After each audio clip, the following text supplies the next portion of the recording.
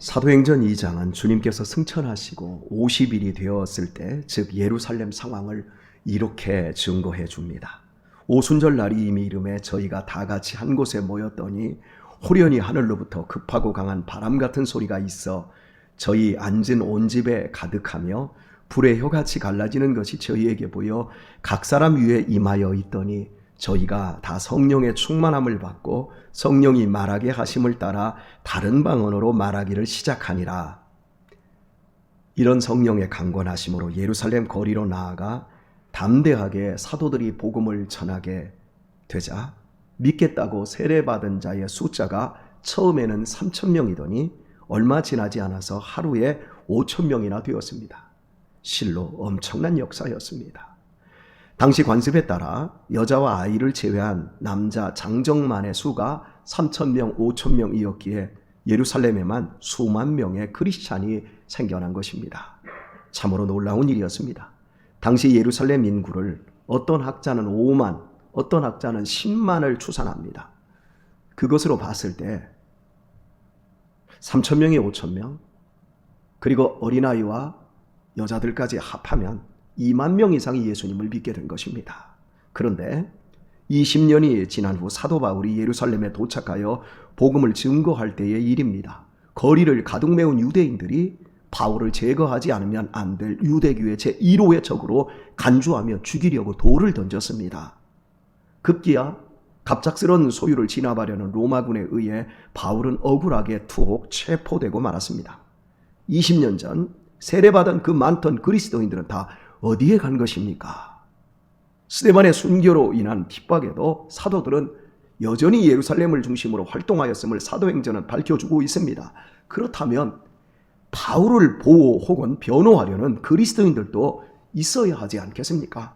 20년 동안 5만에서 10만 밖에 되지 않는 사람들이 처음 예루살렘 교회가 폭발할 때 2만 명으로 출발했다면 그깟 10만 명은 금방 전도되는 것 아니겠습니까?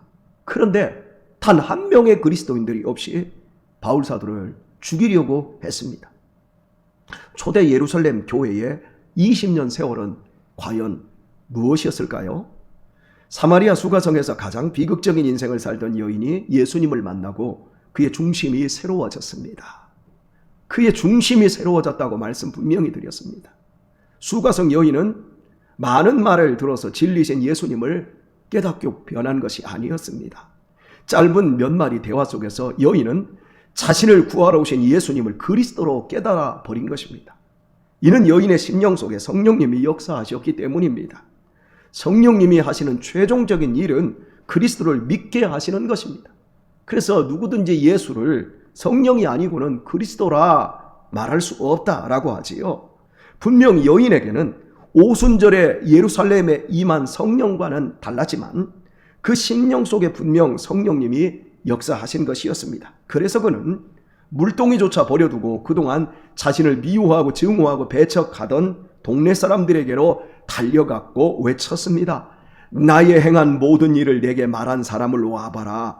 이는 그리스도가 아니냐. 지금까지 자신들이 비난했던 여자의 말을 누가 듣겠나 싶습니다. 사람 취급도 안 했던 여자가 갑자기 달려오더니 내가 그리스도를 만났다. 와봐라. 그런데 그 반응은 우리의 예상과 전혀 달랐습니다.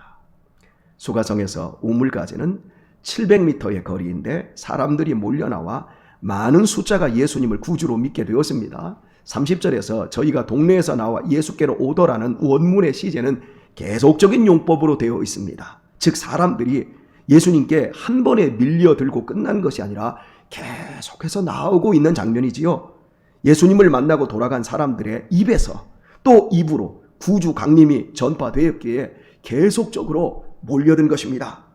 구주가 필요한 사람들은 모두 우물로 나왔고 예수님께서는 기쁜 마음으로 그 사람들의 구주가 되어 주셨습니다. 교회는 내 영혼의 구주가 필요한 사람들이 모인 곳입니다. 내 영혼의 구주가 필요하지 않은 사람은 오지 않습니다. 우리는 이 교회에서 우리의 구주를 만났고 새 생명을 얻었고 이곳에서 우리의 영혼이 살아났습니다.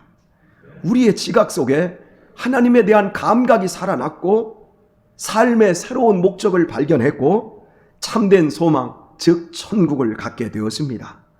우리 교회는 20년에서 한 해 부족한 19년 동안 이 복된 은혜를 누려왔고 앞으로도 누리게 될 것입니다. 생각해 보십시오.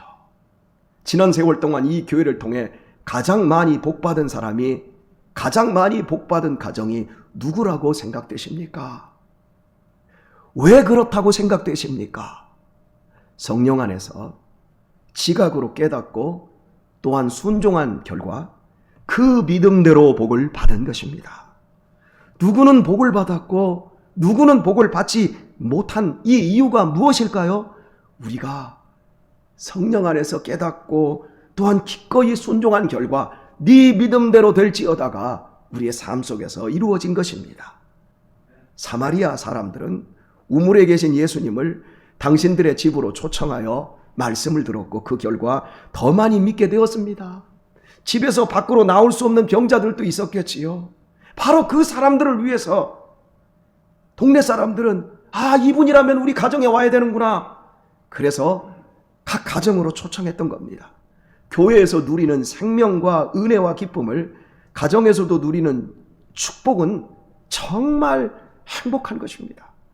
주님의 말씀이 흘러 들어가고 주님의 능력으로 보호되고 주님의 은혜가 충만한 가정은 복된 가정입니다. 복음이 교회에서 선포되지만 이 복음이 제일 먼저 열매로 나타나고 맺어지는 것은 어디일까요? 가정인 거예요. 그러므로 내 가정 안으로 예수님이 들어오실 수 있도록 초청하는 삶이야말로 최고의 지혜이자 기술인 거예요. 나만 혼자 믿고 끝나는 게 아니에요. 내가 믿음으로 말미암아 우리 가정 안으로 멀리 계신 예수님을 불러드리고 그리고 우리 가정 안에서 우리의 자녀들이 함께 예수님을 믿게 되어지는 이건 최고의 지혜이자 최고의 기술인 거예요. 지난 3주 전이었습니다. 제가 안식주간으로 총 4명의 목사님들을 만나며 휴식과 함께 재충전의 기회를 가졌습니다. 신학교에서 함께 공부했을 때 교정을 떠난 지 21년의 목양과 삶의 이야기를 나누며 서로를 위로하고 격려했고 이제 남은 생애를 우리 끝까지 잘 마무리 잘하자 하면서 서로에게 용기와 독려를 해주었습니다. 그 중에 2분은 우리 교회 선교 열전 프로에 담기 위해서 사모님과 함께 특별 인터뷰 영상을 찍었습니다. 35년을 가난한 시골 교회만을 목양하시고 은퇴 이후 섬에 있는 교회가 폐쇄된다라는 소식을 듣고 안타까워 76세에 낙도에 들어가 자비량 선교, 즉 자기 돈으로 자비량 선교를 시작하신 목사님과 20년째 개척교회와 시골교회만을 섬기시는 목사님의 삶의 여정을 들었습니다. 등량도 편은 지난 수요일에 이미 방송되었고 가일교회 편은 다음 달 중순 수요일에 방송으로 내보낼 작정인데 여러분 꼭 시청하시기를 바랍니다. 꼭 보시기를 바랍니다. 추용권 청년이 동행하지 못했기에 제 큰아들 유신이가 촬영하며 전 과정을 녹화했습니다. 돌아오는 차 안에서 유신이가 이런 말을 제게 했습니다. 아버지, 난 이번에 선교 열전 찍으면서 하나님께서 목사님들을 이끄신 것이 눈에 보였어요. 하나님의 하신 일이 놀라워요. 우리 아들이 영적인 큰 감명을 받았어요. 유신이가 안식주간 내내 목사님들께서 식사기도 할 때마다 유난히 크게 아멘, 아멘, 아멘을 읊조리던 이유를 제가 거기서 알 수 있었어요.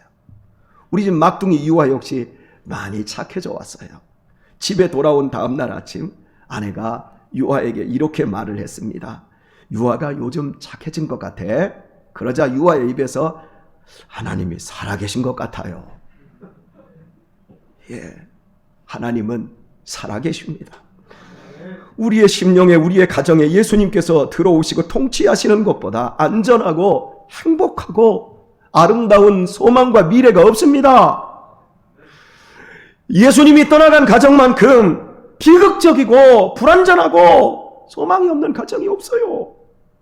저 안에서 사랑하는 우리 교우 여러분, 13살 유신이가 감동받는 하나님의 간증이고 9살 유아의 눈에도 하나님이 살아계심이 어렴풋이 보인다면 30여 년을 하나님의 말씀을 전하며 말씀대로 살아가고자 하는 제 눈에는 어떻겠습니까?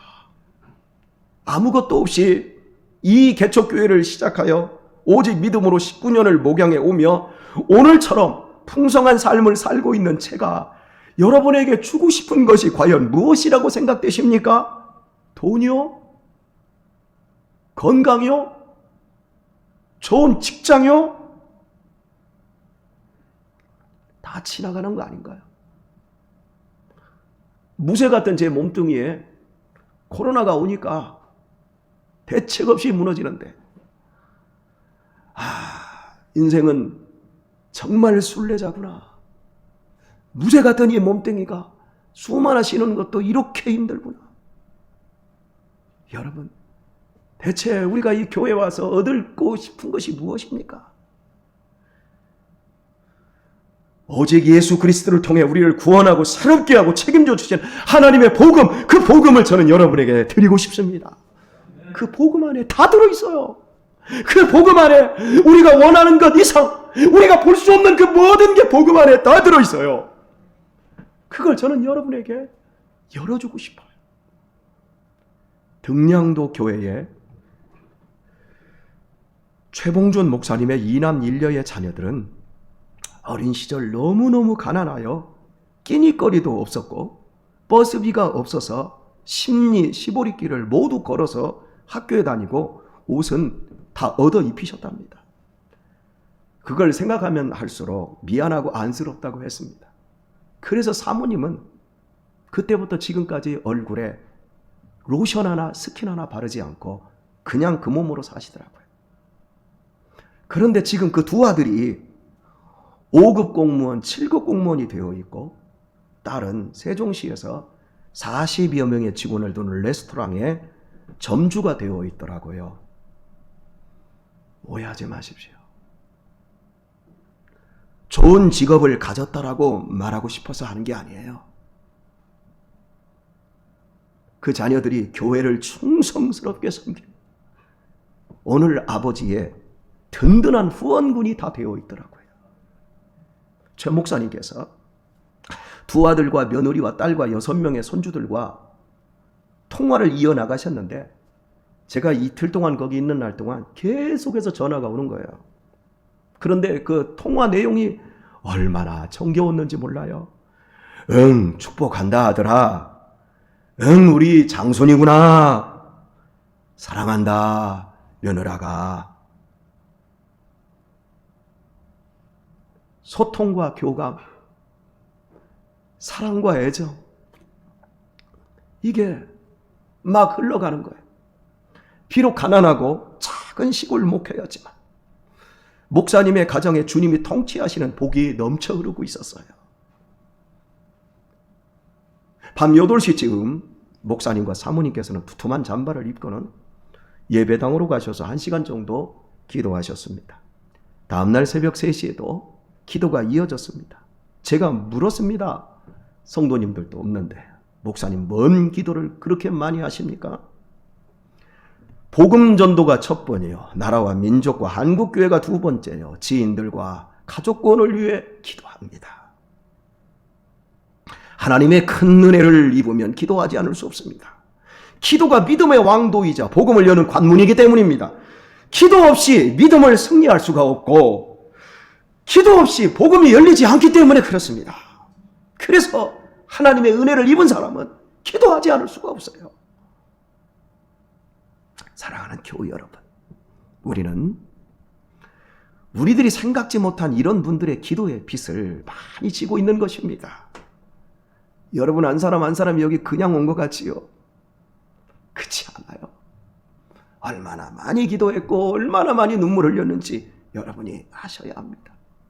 그리고 여러분의 기도가 얼마나 많은 사람들을 또 이 자리로 불러들이게 될지를 기대하며 기도하셔야 합니다. 안동의 가일교회 강성대 목사님은 18년 전에 송탄에서 개척하였기에 그 형편을 제가 잘 알고 있습니다. 신장동 지하에서 개척하고 지하에서 살 때 두 딸이 우리 유하와 유민이만 했습니다. 너무나 가난한 형편이었기에 아이들을 볼 때마다 제 용돈을 털어서 주는 일이 여러 번 있었습니다. 교회는 성장하지 못했고 결국 광명시로 가야 했고 그곳에서 더욱 힘들어졌고 결국 보증금까지 다 까먹는 상태에서 제천으로 옮겨 마지막으로 개척하게 되었습니다. 이 모든 과정에서 아이들은 사춘기를 보내게 되었습니다. 너무 가난했어요. 그리고서 마지막으로 안착한 시골교회는 다 쓰러져 가고 있었어요.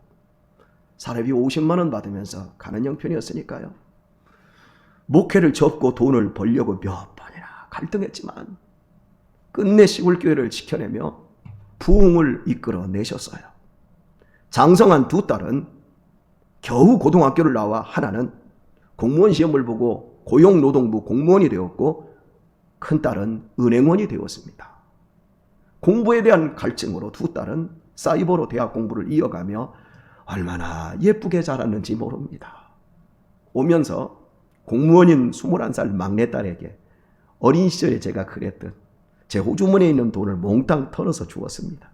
그랬더니 손사래를 치면서 목사님, 저 돈 버는 공무원이에요, 공무원. 그래서 제가 말해 주었습니다. 현지야, 예쁘게 커줘서 고맙다. 돈 벌고는 용돈 못 받아봤지? 받아, 대견해서 주는 거야. 기뻐하는 눈에 물이 비쳤습니다.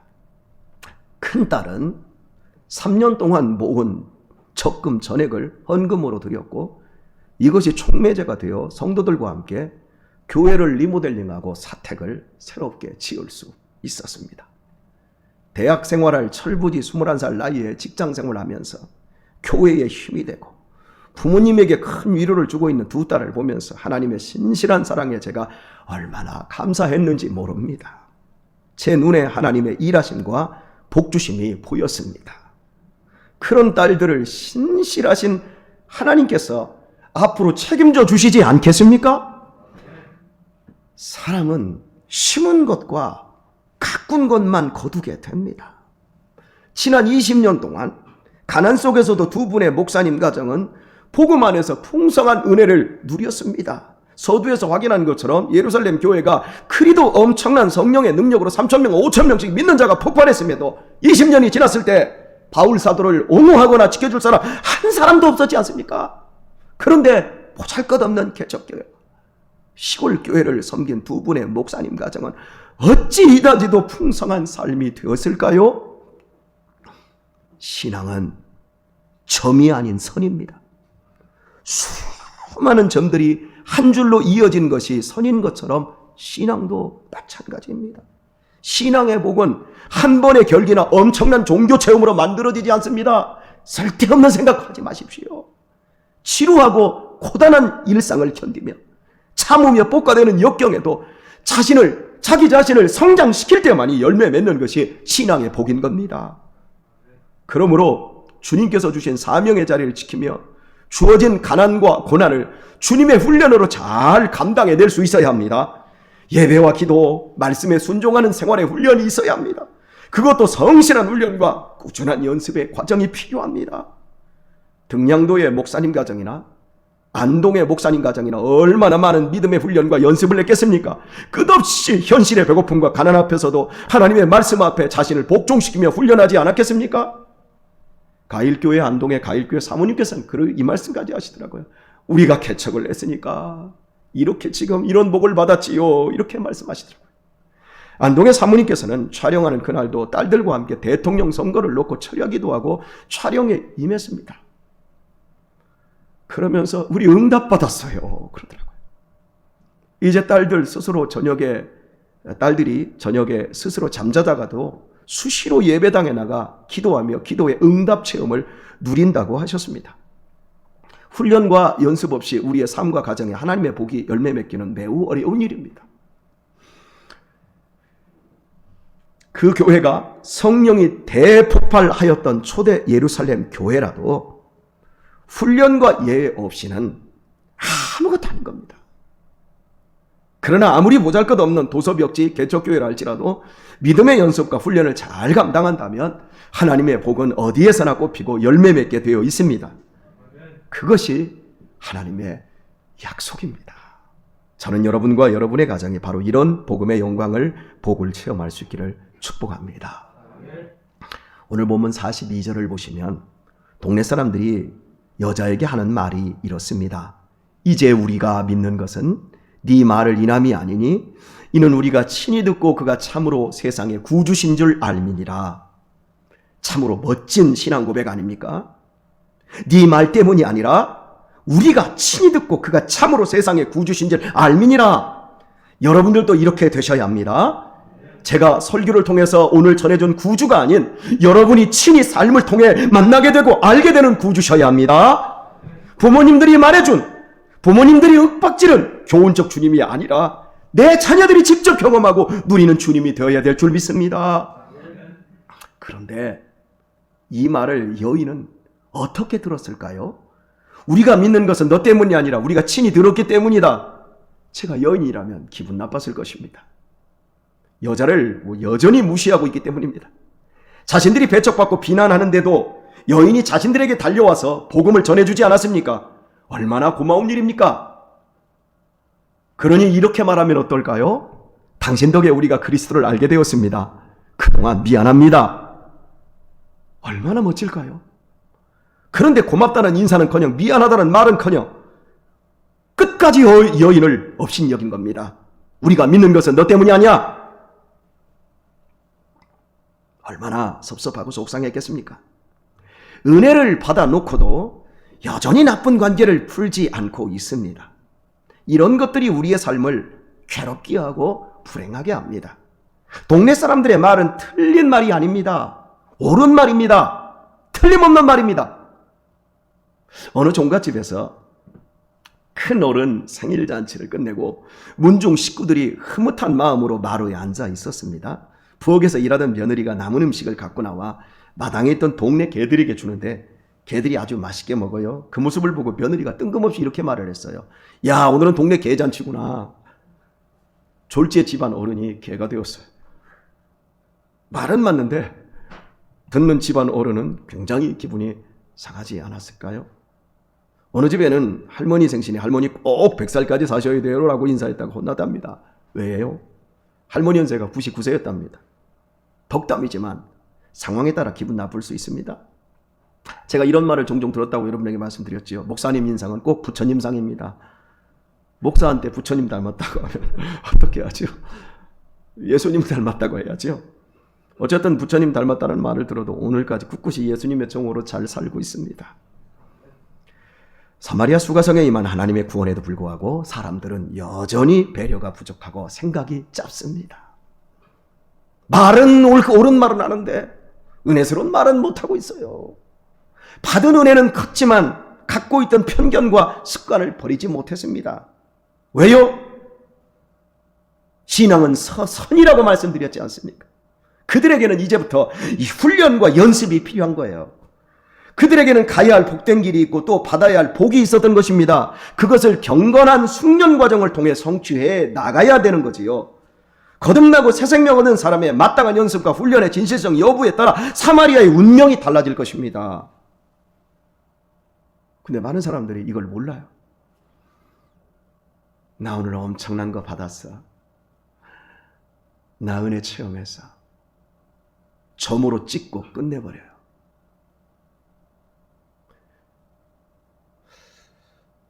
베드로전서 3장 10절 이하의 말씀이 이렇습니다. 생명을 사랑하고 좋은 날 보기를 원하는 자는, 다시요, 생명을 사랑하고 좋은 날 보기를 원하는 자는 혀를 금하여 악한 말을 그치며 그 입술로 괴유를 말하지 말고 악에서 떠나 선을 행하고 화평을 구하여 이를 쫓으라. 주의 눈은 의인을 향하시고 그의 귀는 저의 간구에 기울이시되 주의 낯은 악행하는 자들을 향하시느니라. 저희 교회가 그동안 많은 분들이 믿음의 길로 오셨고 복을 받으셨음을 여러분 한 사람 한 사람이 증인이십니다. 매일 하루하루를 성실하게 말씀에 순종하며 진실한 삶을 훈련한 사람들은 복음이 약속한 복을 누려 오셨습니다. 이것으로 끝이겠습니까? 아닙니다. 하나님의 복은 아무리 퍼가도 모자라지 않습니다. 언제나 철철 넘칩니다. 아직도 우리 앞에는 가야 할 믿음과 순종의 길이 있고 아직도 받지 못한 복이 있습니다. 생명을 살려야 되고 좋은 날 보아야 하지 않겠습니까?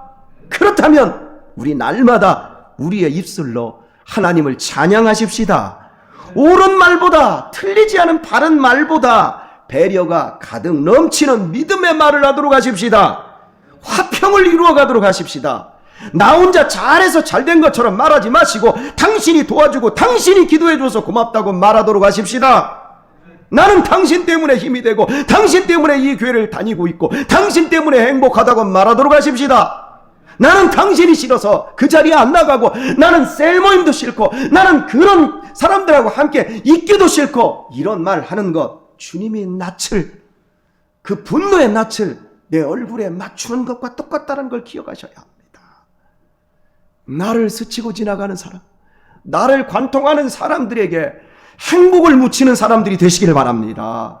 오늘 우리들이 생명을 사랑하고 좋은 날 보기를 원하는 그날까지 믿음의 훈련 잘하셔야 합니다.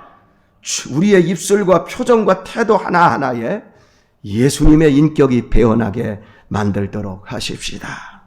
주의 눈은 의인을 향하시고 그의 귀는 저의 간구에 기울이시되 주의 낯은 악행하는 자들을 향하시느니라 말씀했습니다. 분명 이 코로나 사태 속에서도 우리에게 가야 할 길이 있다는 것은 분명 받아야 할 복이 있다는 것을 의미합니다. 우리의 삶 전체가 아름다운 경건의 훈련이 되어지시고 인내와 순종으로 이 교회를 통해 내려주시고 계시는 하나님의 복이 여러분의 삶과 가정에서 풍성히 열매 맺을 수 있기를 예수님의 이름으로 축원드립니다.